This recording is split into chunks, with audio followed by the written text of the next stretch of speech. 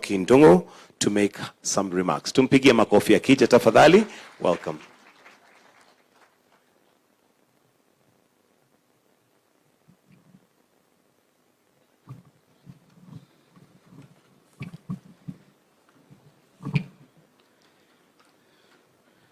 His Excellency William Samoei Ruto, President of the Republic of Kenya, the Deputy President, Honorable Professor Kithure Kindiki, the Honorable Chief Justice of the Republic of Kenya, Lady Justice Martha Koome, Honorable Chief Justices of various jurisdictions, Deputy Chief Justice Lady Justice Philomena Mwilu, Prime Cabinet Secretary, Musalia Mudavadi, the Governor of Nairobi County, brothers and sisters, judges, distinguished guests, ladies and gentlemen. It is my honor and privilege to welcome you all to the Supreme Court at 12 Jurisprudential Conference. In early March this year, the judges of the Supreme Court of Kenya, during our annual retreat, realized that the time has come for us to engage the Kenyan public, including ordinary Kenyans, civil society groups, members of the bench, members of the bar and academia, as well as state actors who are affected by our decisions in their work and in their lives. We also determined that we would engage our colleagues in other apex courts, both in the African region and globally, to assess our progress as a court and to ensure we remain on course as guardians of the Constitution. It has always been the rule of thumb, however, globally, that judges speak only through their judgments. However, in the contemporary world, judges often find themselves under intense scrutiny and criticism without a chance to respond or engage, even to clarify, if need be, the reasoning of their decisions. Traditionally, judges have had no platform from which to speak apart from the courtroom, from where, in an adversarial system of justice, at least one party leaves unhappy. This conference is therefore conceived by the desire to demystify the court's role and processes and to correct misconceptions about its mandate by deepening public understanding of the court. While judges are not infallible, in a democratic space, the public need to be afforded structured engagement where, from time to time, they can learn about what judges do, where they sit, when and how they do their work, and most importantly, why they do it. This is the reason we are all here today and this week to share, to engage, to learn, and to reflect. Your Excellency, allow me briefly to reminisce on the history of our Constitution and in particular the evolution of the independence of the judiciary. Kenya's constitutional journey to date has been a fairly long and tedious process, from the Independence Constitution and to numerous amendments to it in 1964, and many from 1969 to 1991, and later in 1997. Many of those early amendments, particularly those before 1991, changed the character and tenor of the Constitution. Judiciary estimates were considered not independently, but we were considered a department, like the Office of the Attorney General. The security of tenure of judges was removed, drastically and adversely affecting judicial outcomes, with judges being appointed and dismissed at will by the President, and calls would come in at night from political actors directing what judges should do the next day. These were dark times indeed. Thankfully, this is no longer the case. By 1990, Kenyans were demanding for change, including opening up of democratic space, respect for human rights, accountable state institutions, and independence of judges. Comprehensive constitutional review, however, only began in 2000 with the appointment of the Commission, the Constitution of Kenya Review Commission, of which my brother Isaac Lenaola was a commissioner. That commission worked on a draft bill that was subject matter to the Constitutional Conference at Bomas of Kenya. Your Excellency, You will recall that in 2003, you were a member of the Parliamentary Select Committee on the Constitution. I believe that is where you and I first made acquaintance. And as members of Parliament, we were both delegates at the Bomas Conference, which adopted the CKRC draft bill in 2004. It is the CKRC draft that first made provision for Supreme Court. Similar provisions were contained in the document that went to referendum in 2005, but failed to meet the required threshold and was rejected. Kenya then went into the 2007 election without a popularly adopted constitutional framework, and as a result, in part, the election of 2007 precipitated a political crisis as never been seen before. As part of the resolution of the peace process that followed, the Committee of Experts on Constitutional Review, of which I was a member, was appointed to harmonize all the previous bills and drafts and to seek the views of Kenyans on contentious issues. And as a result, the Constitution of Kenya 2010 was adopted by Kenyans through referendum.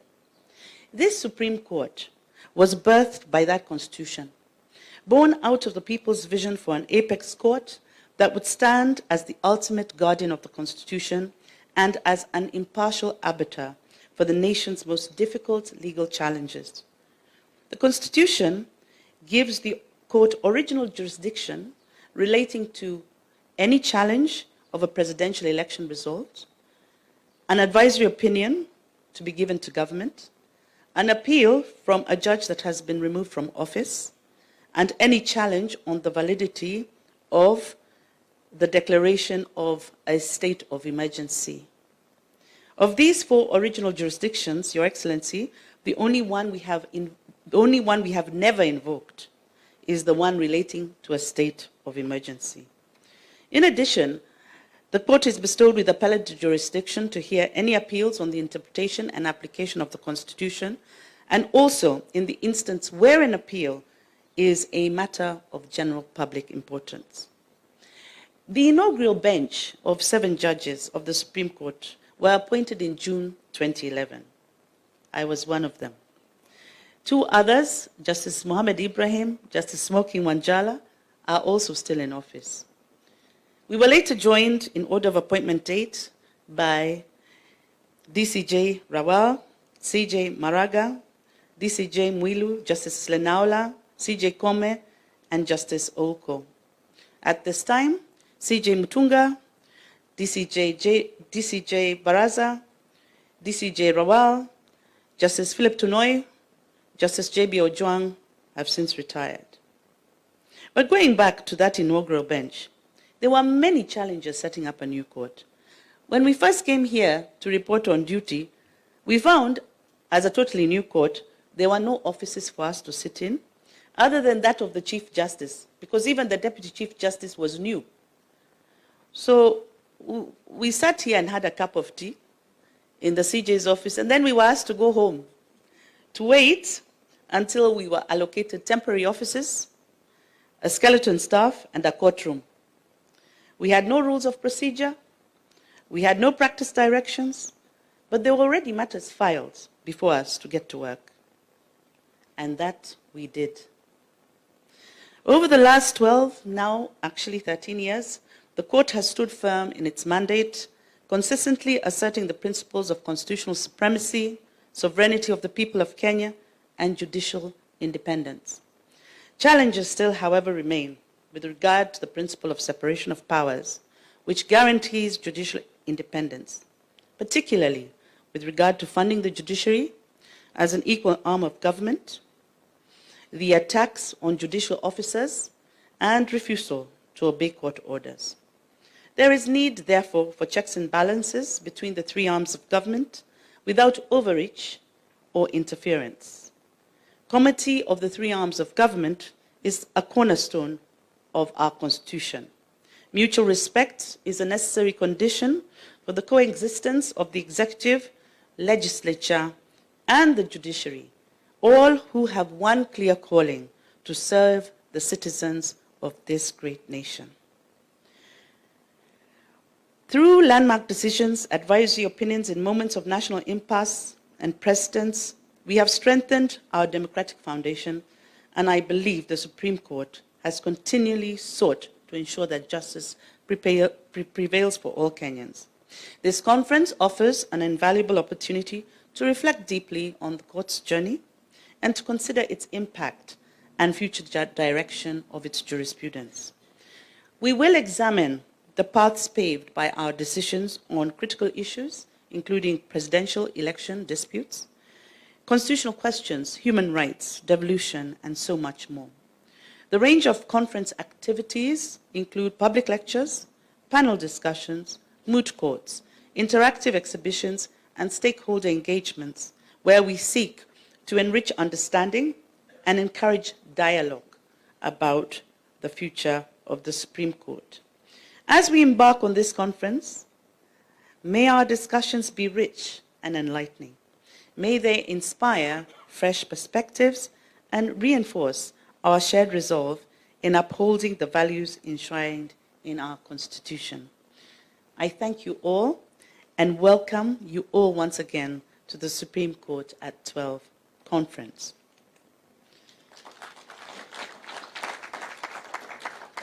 Allow me at this time to welcome to the platform the Honorable Musalia Mudavadi, Prime Cabinet Secretary, Ministry of Foreign and Diaspora Affairs, and the Acting Cabinet Secretary, Ministry of Interior, National Administration, His Excellency, Honorable Musalia Mudavadi. Welcome.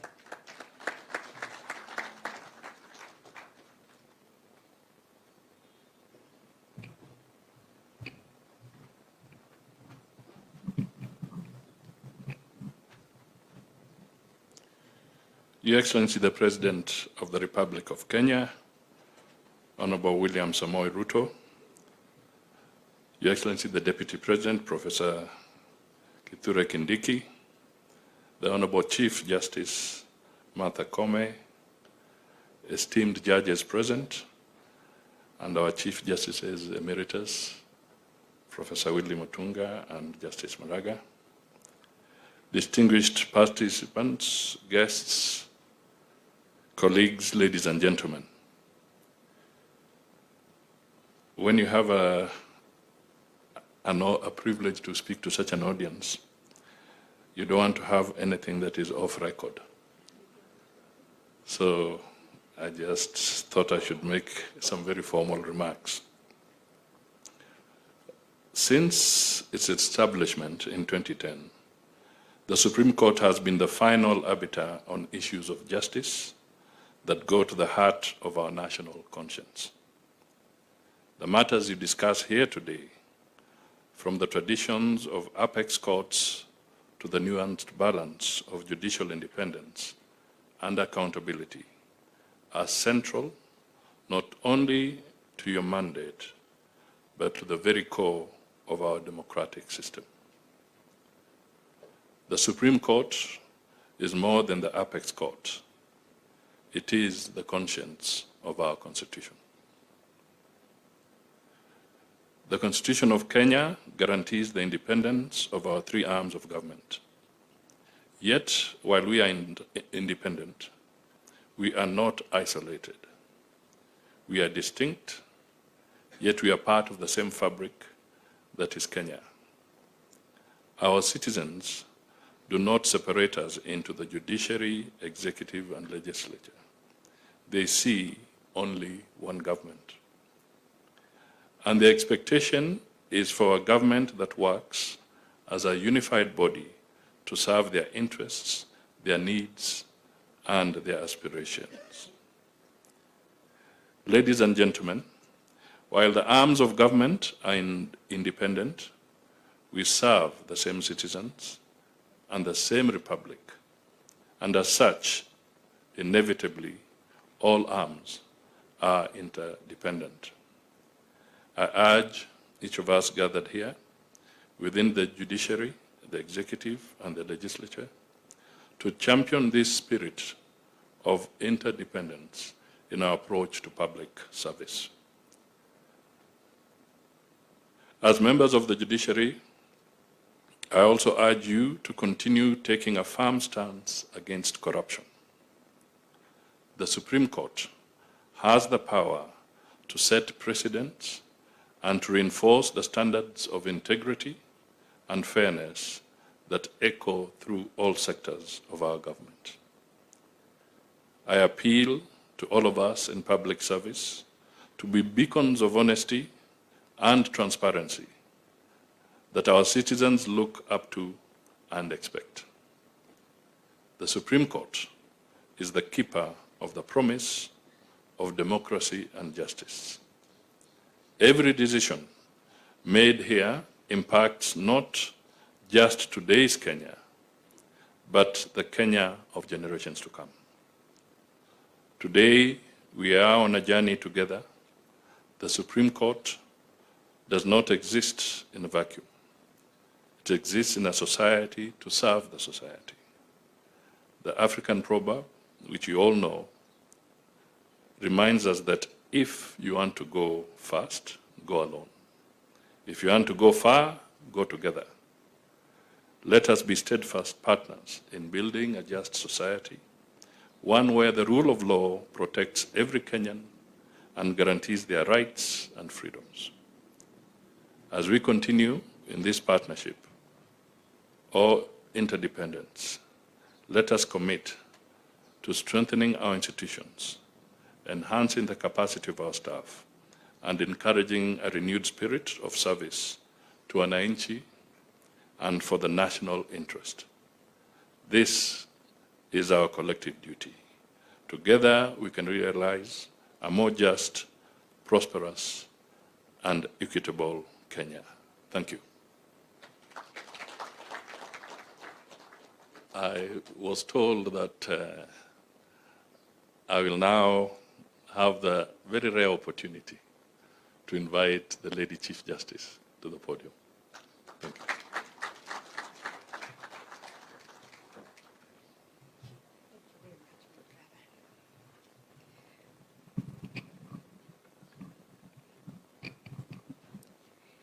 Your Excellency, Dr. William Ruto, President and Commander-in-Chief of the Kenya Defense Forces, Your Excellency, Professor Kithure Kindiki, Deputy President of the Republic of Kenya, Chief Justices Emeritus, and our visiting Chief Justices, Your Excellency, Prime Cabinet Secretary, Honorable Musalia Mudavadi. Allow me also to acknowledge the protocol that has been set and abide by it, and recognize my brother and sister judges from the Supreme Court, from all the courts, and all the visiting justices, and our esteemed members of the Judicial Service Commission, distinguished delegates, ladies and gentlemen, good morning. On behalf of the Supreme Court of Kenya, I am most delighted to welcome you all to this conference as we commemorate 12 years since the establishment of the Supreme Court of Kenya.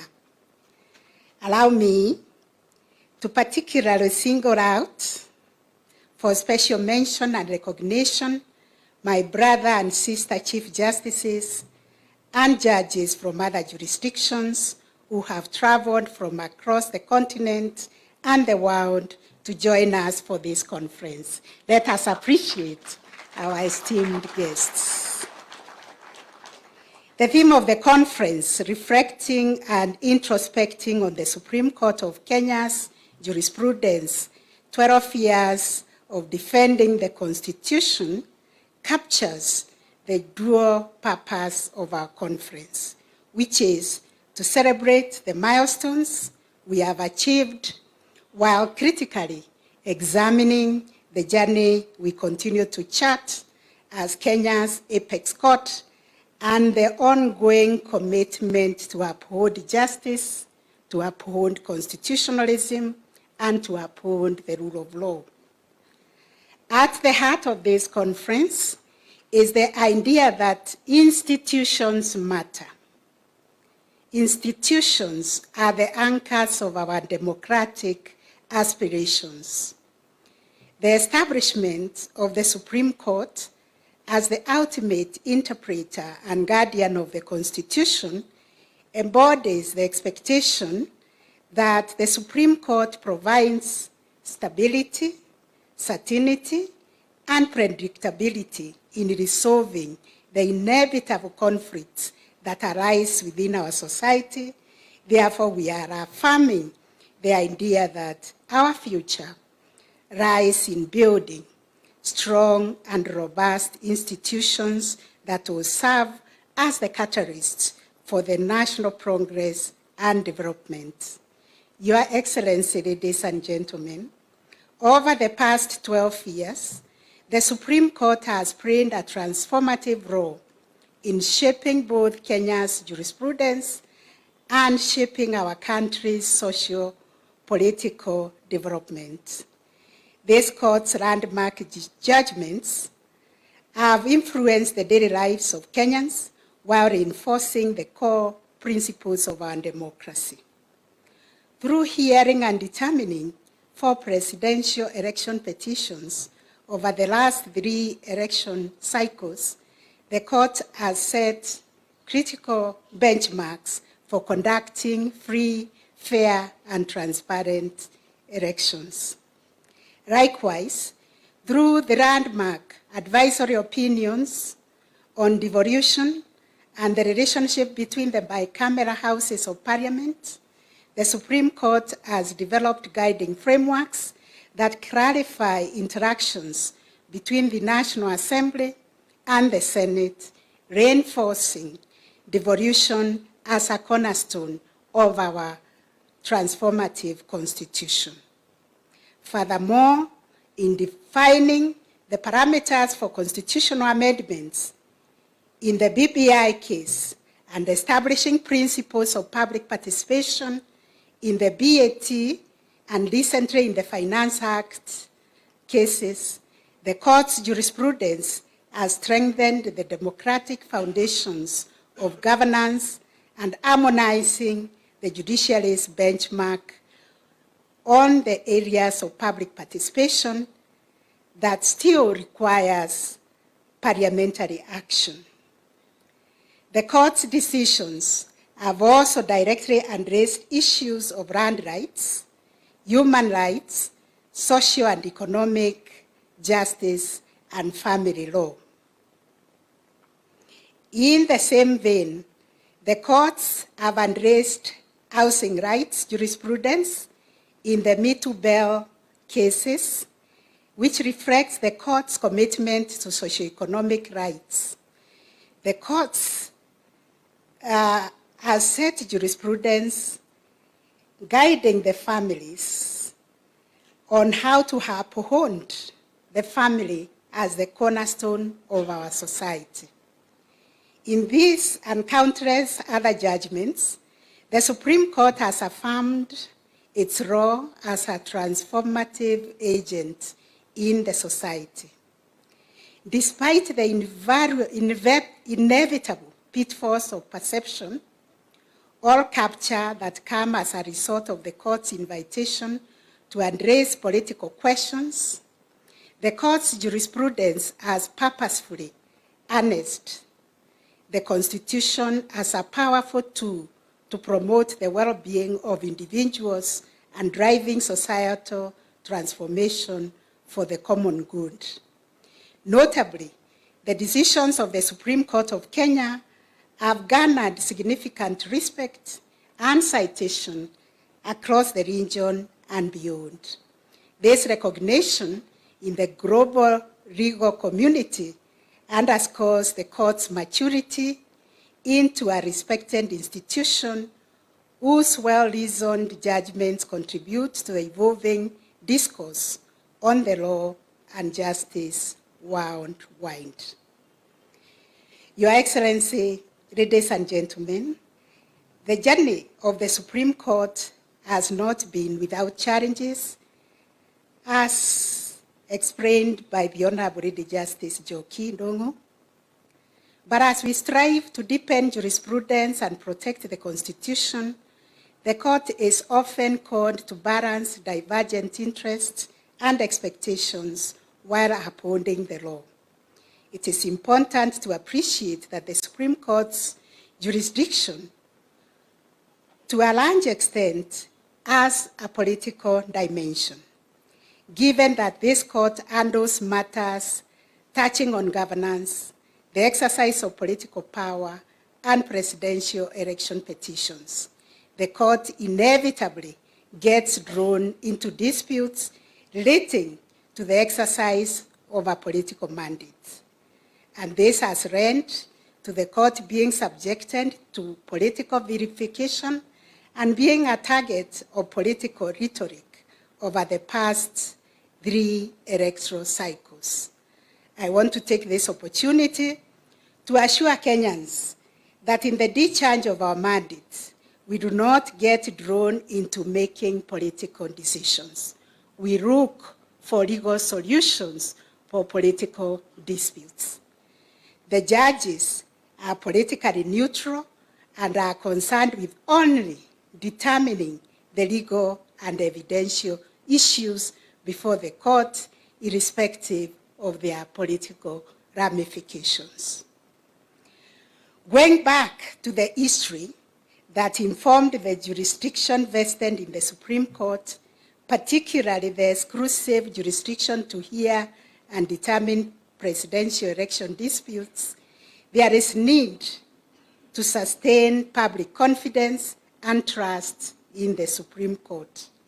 Without a court to turn to for resolving political disputes, our country will risk being left without an institution to arbitrate and resolve these disputes that involve politics and governance.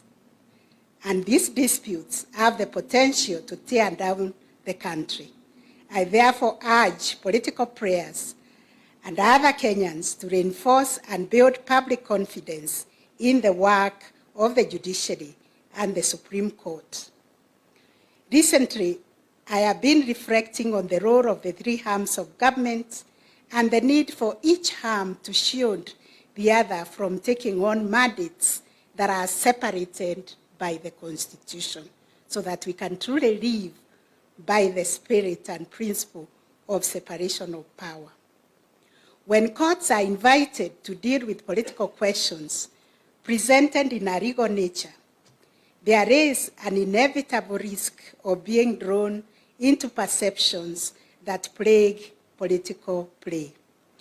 Although this is an Anglo-Saxon problem, as we see in jurisdictions that require some political jurisdiction from their apex courts, we must, and indeed we do, approach every issue with legal lens. It is important that political institutions exhaust all political solutions and only turn to courts as a matter of last resort.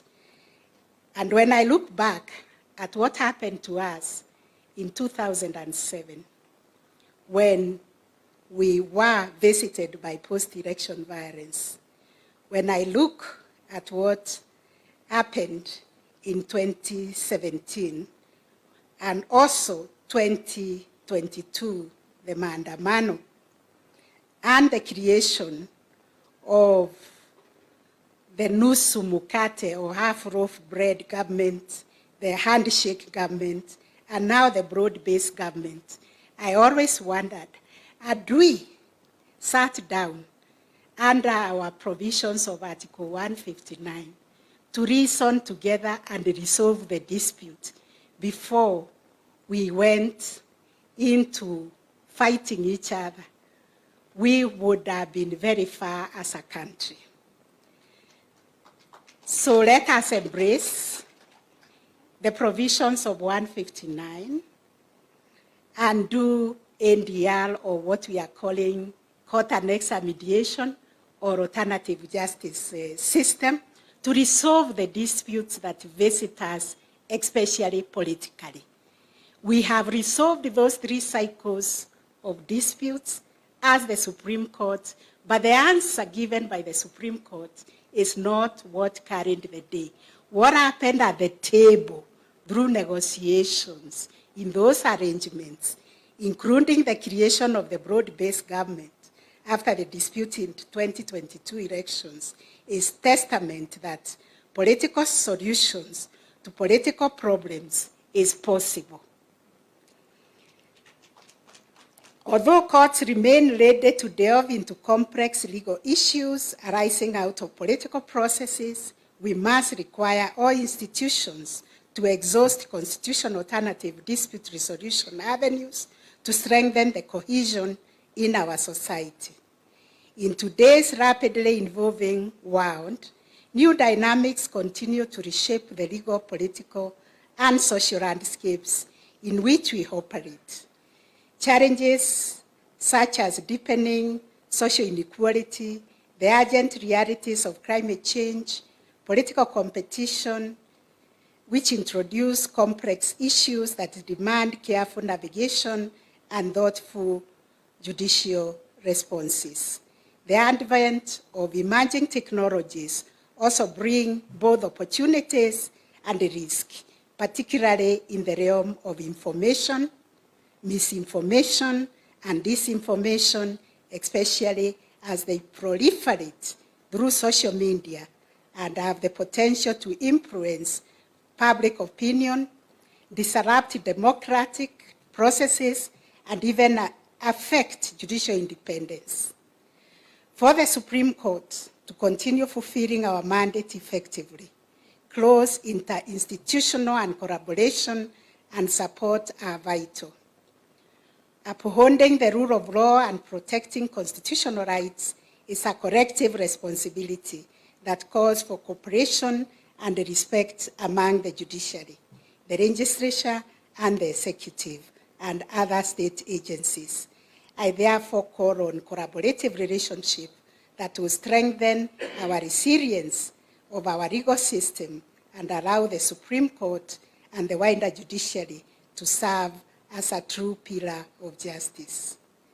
As an institution of this stature, we rely on the support we receive from the members of the public. Through their confidence, we are also able to serve the Kenyans while aware that the mandate we exercise comes from them. Through this conference, we are also honoring the work of distinguished men and women, justices past and present, who have contributed to building the jurisprudence of this court. Each justice, as Justice Joki has enumerated, has shown that the tremendous responsibility of safeguarding the Constitution and ensuring that justice is served without fear, favor, or prejudice. I can say it publicly that the justices of the Supreme Court are men and women committed to upholding the values and principles of our Constitution. This commitment is not merely rhetorical. It is a responsibility that each of them carries, and one that we do not take lightly. Their work is often solitary and demanding, yet they consistently uphold their judicial oath and do so with honor and integrity. I therefore wish to introduce my esteemed colleagues serving on the Supreme Court bench, the Honorable Justice Philomena Mwiru, who is the Vice President of the Court, the Honorable Mr. Justice Mohammed Ibrahim, the Honorable Justice Mokin Wanjara, the Honorable Justice Joaquin Dungu, the Honorable Justice Isaac Renaura, and the Honorable Justice William Ouko. I am also privileged to introduce past justices of the courts, led by our Chief Justice, retired Justice Professor Willy Mutunga, the first president of the court. The Honorable Retired Justice David Maraga, the second President of the Court. Honorable Retired Justice Dr. Nancy Mbalasa, the first Vice President of the Court. I introduce in absentia the Retired Justice Kaupana Lawo, the second Vice President of the Court, the Honorable Retired Justice Dr. Philip Tunoi, and the Honorable Retired Justice Professor J.B. Ojuang. It is these men and women, the current and the former justices of the court, whose jurisprudential contributions have been instrumental in building a legacy of justice and constitutional fidelity that is associated with the Supreme Court of Kenya. Supporting these justices are the registrar, deputy registrars, law clerks, and numerous court staff, both past and present, who make the court's work possible. Their efforts behind the scenes are indispensable, for they ensure that the Supreme Court can fulfill its mandate to the highest standard. To all of you, asanteni sana. And in conclusion, as we celebrate 12 years of the Supreme Court's work and impact, we are conscious that the road ahead requires our renewed vigor, our unity of purpose, and a deep-seated commitment to justice. I take this opportunity to assure Kenyans and all of you present in this conference that the Supreme Court of Kenya will stand rock solid as a constant guardian of the Constitution and the rule of law in changing times. The court will continue to be a beacon of justice, a champion of constitutionalism, and a defender of the rule of law going forward. I encourage each one of you to engage fully in the sessions that follow, contribute your insights, because we are here to learn, so that we can collectively shape the future of the Supreme Court of Kenya. I thank you once again for being part of this holistic conference, and I look forward to a very, very vibrant conference. And with those remarks, ladies and gentlemen, Your Excellency, the President of the Republic of Kenya, it is my honor, a very, very singular honor, for me to invite His Excellency, the Deputy President, Honorable Professor Kithure Kindiki, to come and give his remarks. Thank you very much.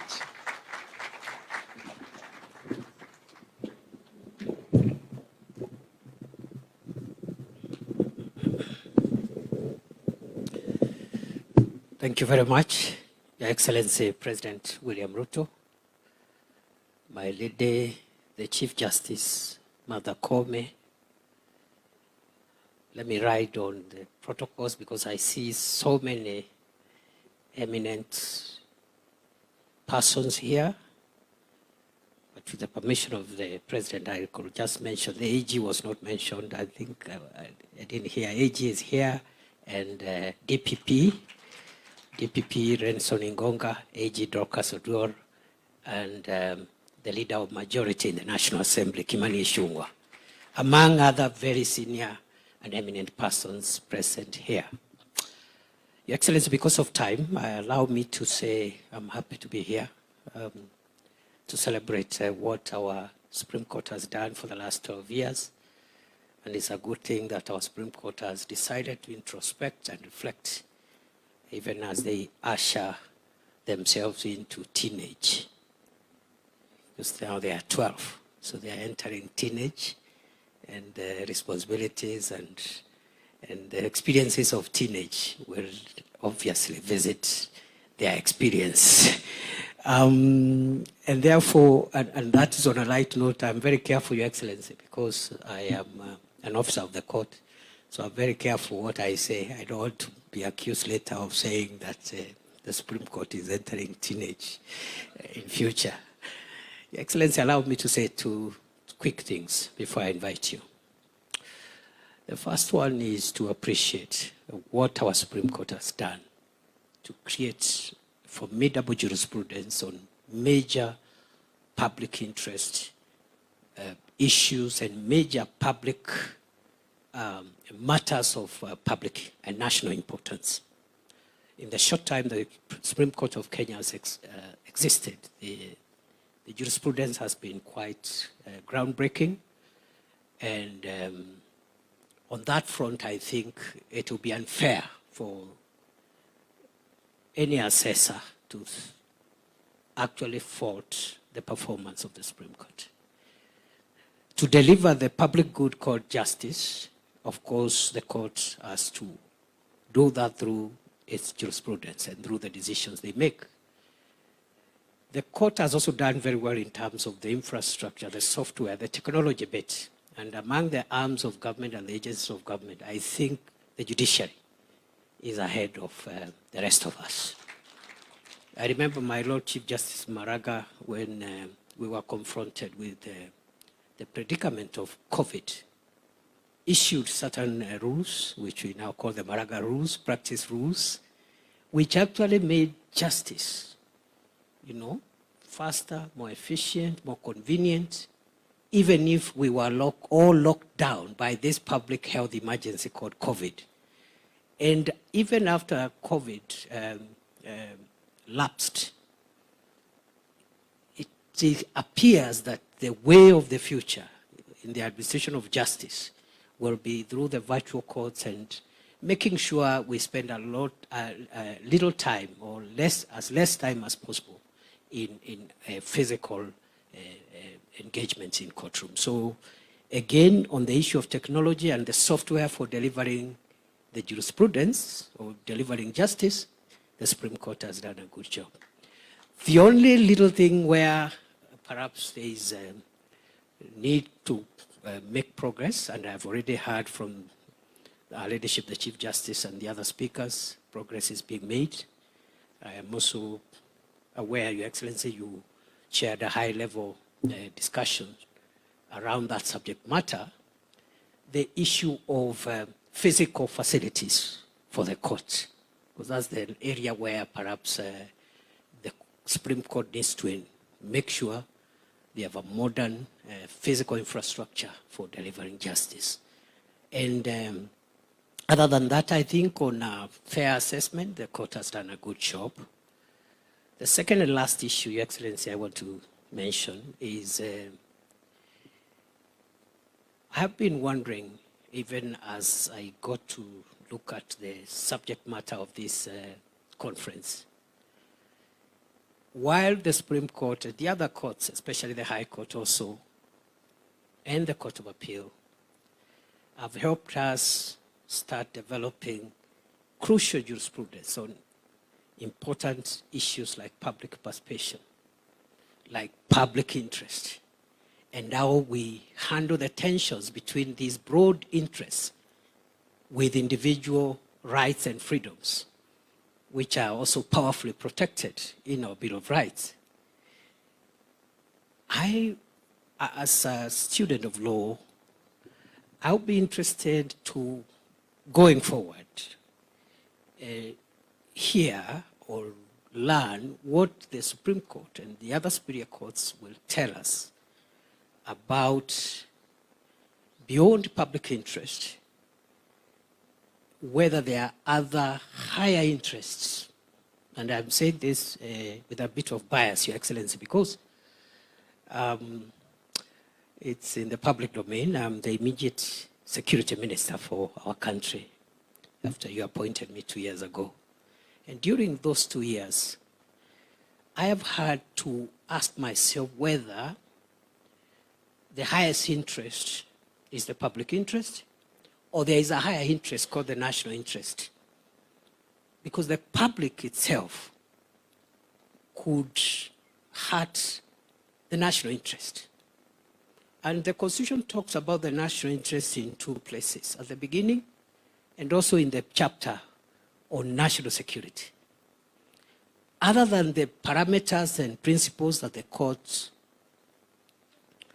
are helping us to understand about public interest. Are there other higher values, primordial, existential, fundamental principles which are crucial to the existence of Kenya? Because the public can be mobilized or can mobilize itself to do the wrong things that threaten the existence of the state. And therefore, that is the next frontier of jurisprudence I would invite us to start thinking about, and the Supreme Court can help us in that regard. And very finally, I think the Chief Justice and the other speakers have ably brought out how we minimize the tensions between independence of the arms of government and the interdependence of the arms of government. That tension needs to be cleaned up a bit so that we do not hurt the four aspects of independence, especially for the judiciary: operational independence, administrative independence, financial independence, and decisional independence. Beyond those four pillars of independence, there's a lot of interdependence, there's a lot of relationships that be nurtured in a healthy manner without impairing the pedestal or without interfering with the place where the judiciary sits, so that the nation and the state can continue to exist. Sorry, Your Excellency, nimesema mengi kidogo. And with those remarks, Your Excellency, I now want to ask all colleagues if we can be upstanding as we invite His Excellency the President to address us. Asante sana. Welcome, Mr. President.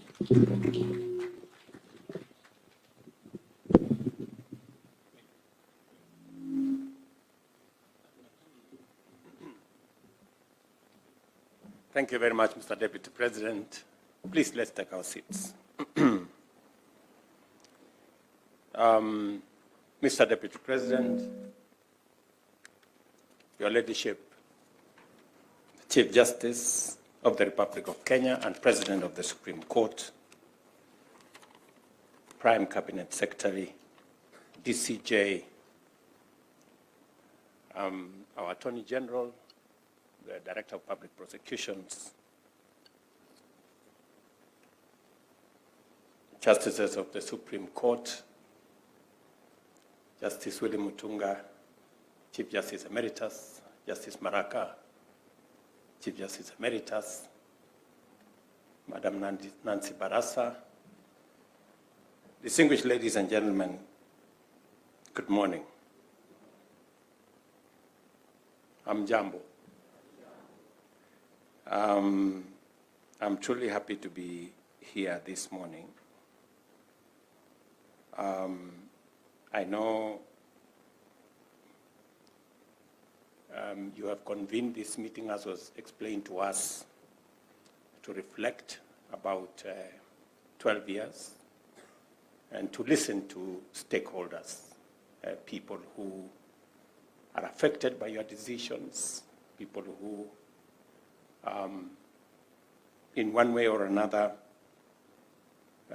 become part of the court system. And unlike Sakaja, who has never been a client at the Supreme Court, I am a very consistent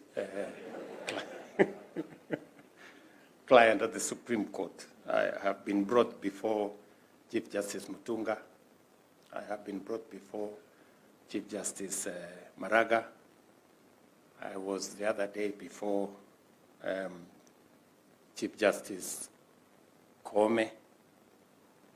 And as things would be, sometimes I get favorable judgment, sometimes I don't. But in all cases, I have abided by what the decisions of the Supreme Court were. And therefore, it was, if there was a person to, as a stakeholder, to give an assessment, I think I qualify to be among the few people who have been before the Supreme Court many times. The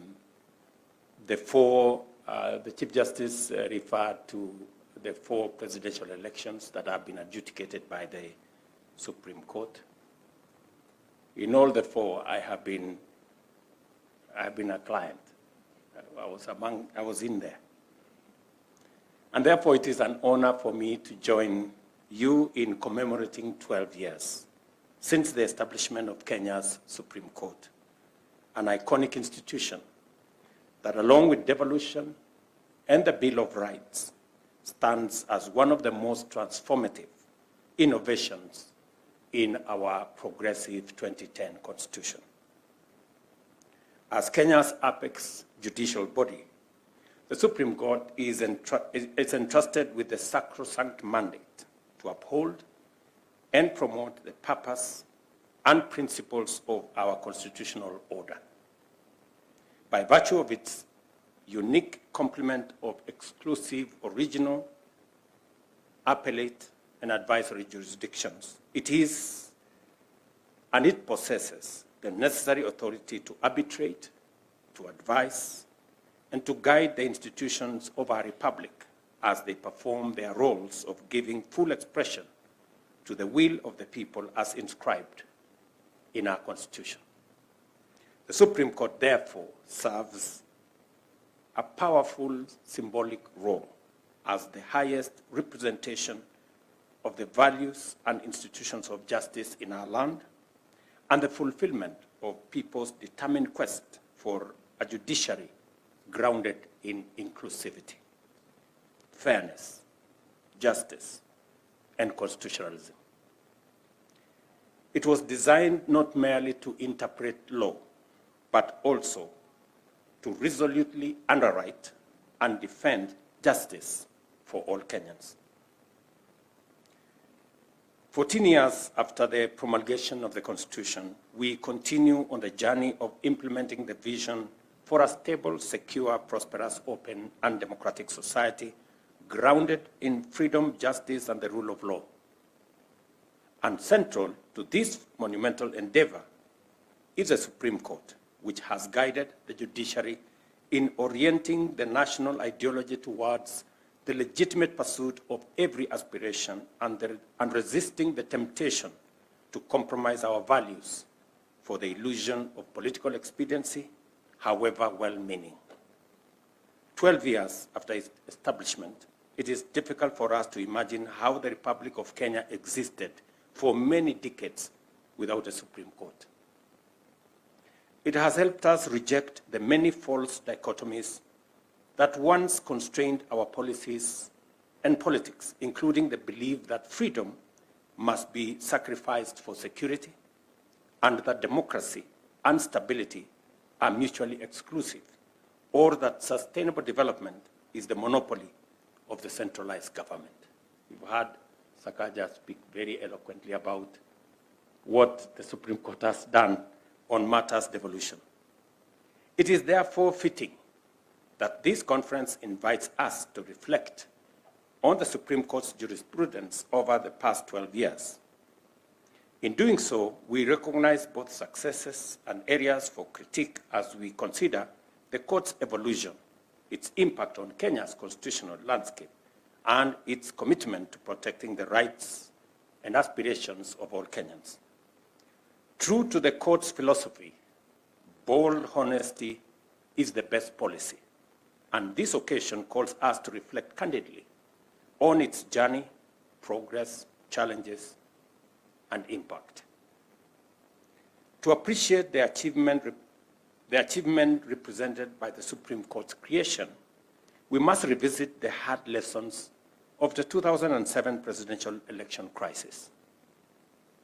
That crisis exposed deep-seated systemic failures and a profound erosion of public trust in our electoral and judicial processes, fracturing the people's trust in the rule of law.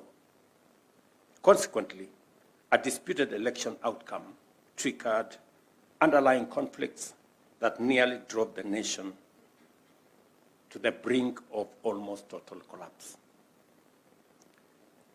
It was realized then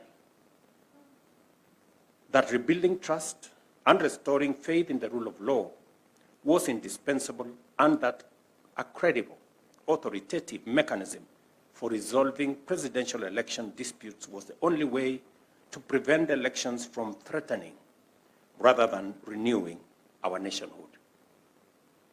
The 2010 Constitution, therefore, established the Supreme Court as a unique institution with hybrid jurisdiction, symbolizing its special status. Its exclusive original jurisdiction over presidential election disputes is a legacy of the 2000 never again moment. Its hybrid appellate jurisdiction, which depends on the existence of a unique issue deserving authoritative determination by the court, aims to restore confidence in the judiciary, while its advisory mandate enables state organs and county governments to seek authoritative guidance on best practice for policy formulation and also policy implementation. The body of work that the Supreme Court has developed over the course of the 12 years is expansive, meaningful, and authoritative. It would be tedious for me to dissect all of the outputs today, and in any event, my very able Attorney General is here to do that for me at a later occasion. Suffice it to say, the court's jurisprudence demonstrates its capacity to address complex issues, clarify the law, stabilize policy, and meet the expectations of the people of Kenya. There is no doubt that the Supreme Court has not been short of critics during the past 12 years. Its decisions have been and will be debated and dissected vigorously, and in a number of cases, disagreements will linger for long. Nevertheless, it would be unduly pessimistic to overlook the court's clear efforts to interpret the Constitution with wisdom, reinforcing pillars of democracy, justice, equality, freedom, good governance, accountability, and the rule of law in a very robust way with immense clarity. Sometimes citizens, including myself agree, sometimes we don't, but we are bound to respect. It has pronounced itself on a broad range of pertinent issues across legal landscape, and in so doing, entrenched certain principles and values as non-negotiable procedural and substantive elements of good policy. It is because the court has been emphatic in its dispositions and firm in its guidance of subordinate courts that Kenyans are confident that their rights are intact and due process is indispensable. In turn, this confidence has fostered courage, openness, and vigor in our society, values the Constitution envisioned for the Supreme Court and the judiciary in terms of being faithful to what the Constitution expected of the judiciary. We can confidently say you have passed the mark. It is therefore quite fair to say that the court has stood as a faithful custodian of our Constitution, a defender of fundamental rights, and a pillar of democracy. Its sustained capacity to resolve complex constitutional matters remains critical to our nation's institutional vitality now and going into the future. Even as we celebrate the court's achievements, we must recognize that there remains some way to go for us to reach the Constitution's promised land, that the pursuit of justice is unending, and that as long as we are free and a democratic nation, competition and disagreement will require resolution. And therefore, you must always be present, alive, with clarity to resolve. The Supreme Court must continue to evolve, maintain ideological clarity, intellectual rigor, and remain connected to the lived experiences of all Kenyans. A forward-thinking, innovative, and responsive court is essential for addressing the complex challenges of our time. Allow me to just say something in that context, especially on the paragraph I've just elaborated, that we live in a very dynamic world. And it's not always that I find an occasion where I am before the Chief Justice, DCJ, or the Justices of the Supreme Court. And as a citizen, to try and, speak to some of the issues that sometimes, engage my mind.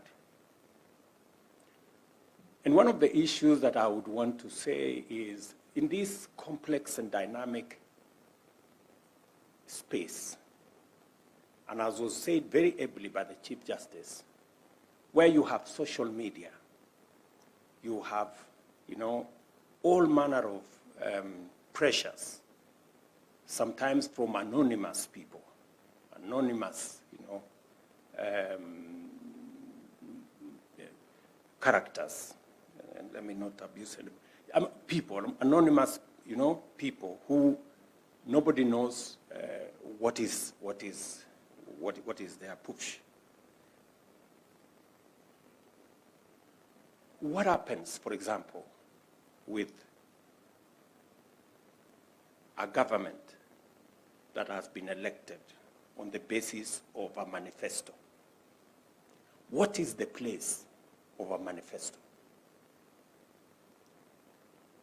A program that has been voted for by millions of Kenyans alongside a candidate and a party. What weight does the court put whenever there is a challenge on a manifesto? I would want to invite the court to think about it. How do you respond to litigants, individuals, that challenge a policy and a manifesto position canvassed among the citizens of Kenya, voted by the people of Kenya? And how do we use the place of manifesto to remove politics of personalities and instead try to, consolidate the place of politics that is around a program, a policy, an agenda?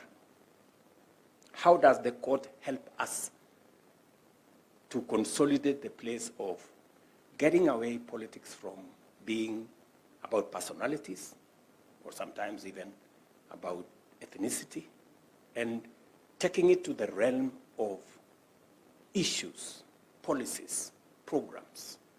And how do we work together to make sure that we consolidate the place of a development trajectory, a program, a national program, backstopped by the people of Kenya through an election and rolled out by an elected government?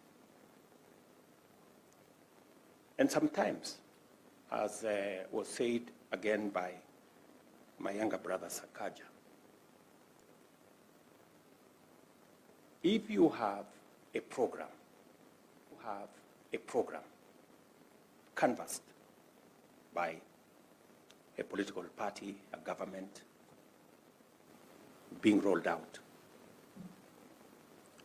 and sometimes it's not populist. Sometimes, as politicians, you have to balance between being popular and doing the right thing. Sometimes they don't go together. And then you sacrifice your political capital to do the right thing. But then the court on the other side decides to be popular and undermine the agenda that you have. And allow me, Madam Chief Justice, to appear before you on this matter. And I hope I am not abusing the court process, on this matter. I'm just trying to, in a very simple way, to put my thoughts across so that, maybe the court can apply its mind to it and help us, chart this course as Kenyans. Because it's me today, it's somebody else tomorrow, it's the next person the next day. And we all must think about this. So that particular matter is sometimes is a matter that informs some of the things that we do. And I am a layman, but we're told that the court also makes decisions. Sometimes they have to factor in public interest. Where does public interest, populism, playing to the gallery, where is that? How do we nuance it so that it is managed properly and we don't drop the ball? So this is just thoughts, and I'm really happy that Madam Chief Justice has said it clearly that we need to consult more, as institutions. What has become clear during the course of constitutional implementation and in the life of the Supreme Court is that, notwithstanding the principle of separation of powers and the need for checks and balances, cooperation between organs of government and among state institutions is necessary, is also desirable, and this is for the promotion of national interest and constitutionalism. And that brings me again to the matter that was canvassed by my deputy here.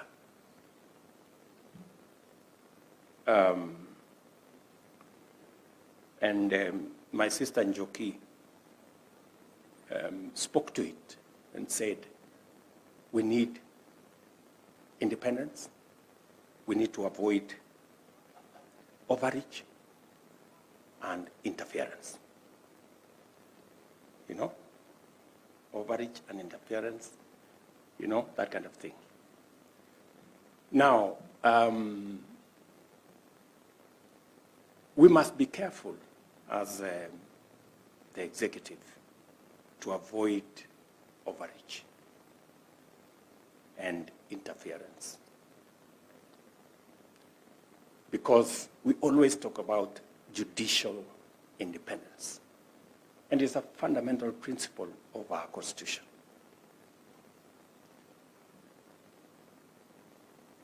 And there's a remedy for executive overreach, because the judiciary will do something about it. But what happens when we have judicial overreach and judicial interference? Who will help us to resolve it? I know these are, and I hope I'm not making difficult things here.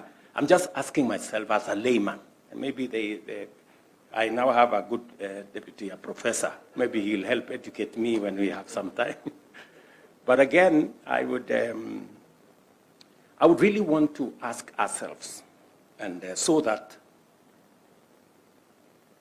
as we restrain ourselves as the executive, not to interfere, not to overreach on matters that are in the purview of the judiciary or other arms of government for that matter.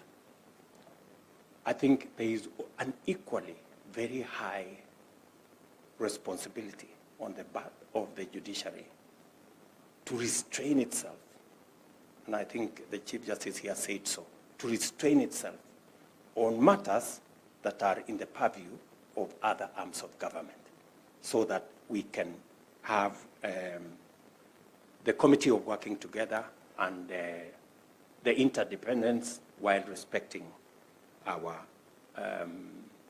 independence, or the independence of other arms of government.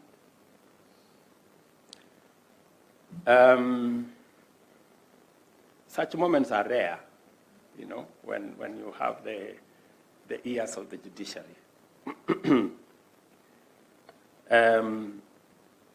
I think I have said the three things that I really wanted, just as a citizen, to, you know, juggle the minds of our judicial leaders and judicial officers,